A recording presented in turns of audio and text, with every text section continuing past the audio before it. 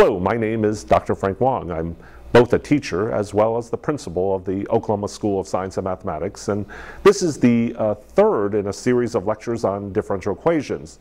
This particular lecture is on Newton's law of cooling.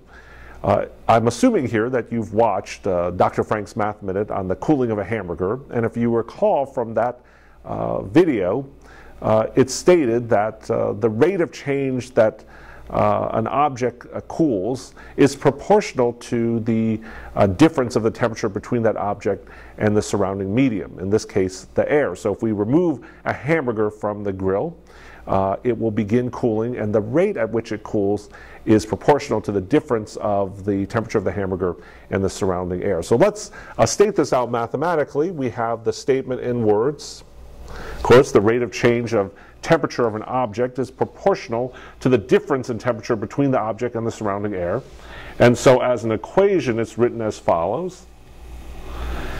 D capital T over D small t, so dt dt, the difference of temperature with respect to time, is equal to negative K times the quantity T minus A, where A is the temperature, what we call the ambient temperature of the surrounding medium, in this case the air. Note that we have the negative sign here. It's not absolutely necessary. We could have written the same equation just writing K. In that case, when we solve for K, we'll see that K is negative.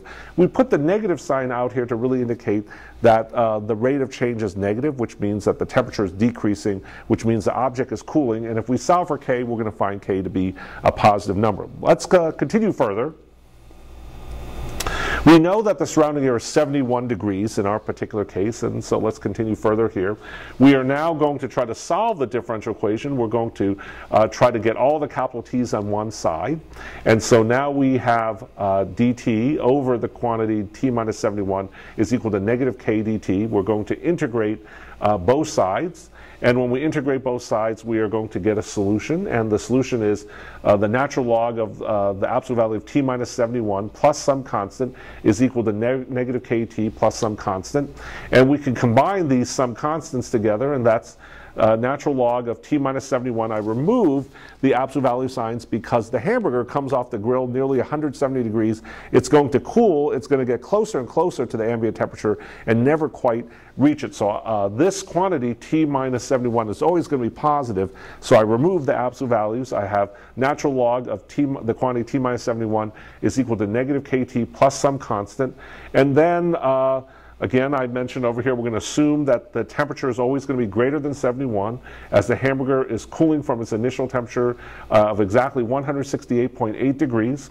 And then from the definition of natural log, the definition of logarithm, I can write out that T minus 71 is equal to E to this quantity, negative KT plus some constant. And I'm going to write that as simply E to the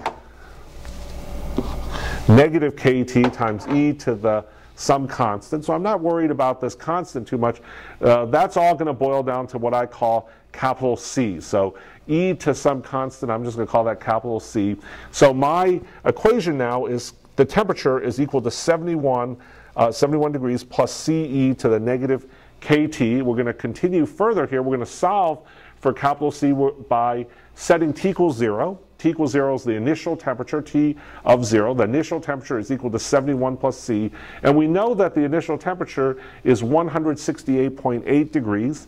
We solve for capital C, and we get capital C is 97.8. So now we have the equation. The temperature as a function of time is equal to 71 plus 97.8 times E to the negative KT. We now have to solve for K. And how do we solve for K? We solve for K by using the value of the temperature, the value of capital T at some time t.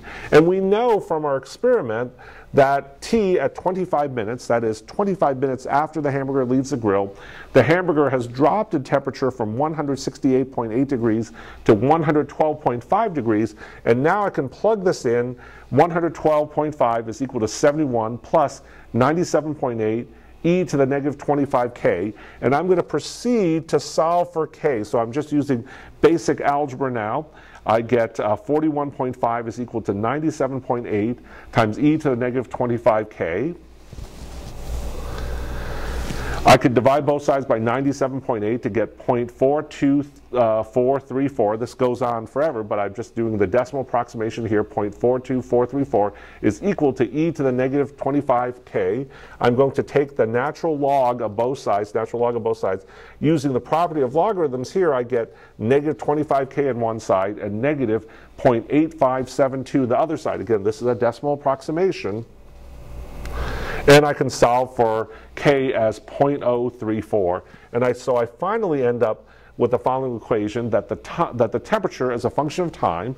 The temperature at time t is equal to 71 plus 97.8 e to the negative 0.034 t, where t is measured in minutes and these are measured in degrees. The 71 degrees, I should really write that in, 71 degrees plus 97.8 degrees times e to the negative 0.034 t, and t in minutes, t measured in minutes. And so this is the differential equation that was shown in our Dr. Frank's Math Minute. I should mention that the Dr. Frank's Math Minute on the cooling of a hamburger was really designed to be aimed at middle school students. This is maybe 6th, 7th, 8th, 9th grade students who would not have any knowledge in calculus. Here we've been able to show explicitly how we get that equation, how we get the solution to the differential equation, which is described by, which is the outgrowth of Newton's law of cooling. And so that concludes my third lecture on differential equations. Thank you.